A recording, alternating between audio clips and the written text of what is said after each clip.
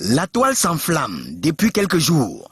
Maurice Kamto, aperçu à la présidence de la République. Si le communiqué signé du secrétaire général du Mouvement pour la Renaissance du Cameroun reconnaît la présence effective du président de ce parti politique, Maurice Kamto, à la présidence de la République, il évoque tout de même comme objet la remise d'un courrier hautement stratégique pour la nation. Dans la batterie des réactions, Robert Wafou, du shadow cabinet du SDF, évoque le coup médiatique du Mouvement pour la Renaissance du Cameroun en rappelant que cela est à rechercher dans la stratégie politique. Parle à titre d'appréciation le militant du SDF. Force est de reconnaître que les autres acteurs voient cela d'un mauvais œil.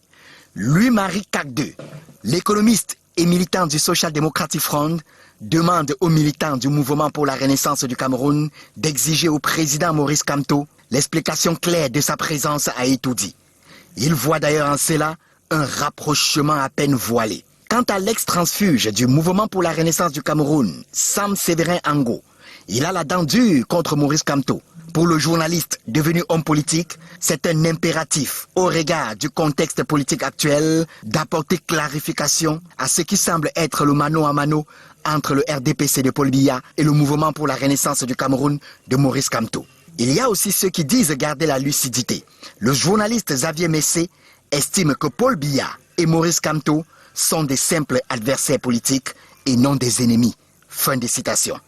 Tout compte fait, depuis la visite inopinée du président du Mouvement pour la Renaissance du Cameroun à la présidence de la République, beaucoup veulent savoir l'objet de la visite. Malgré l'explication donnée dans le communiqué du Mouvement pour la Renaissance du Cameroun, les observateurs de la scène politique disent rester sur leur faim.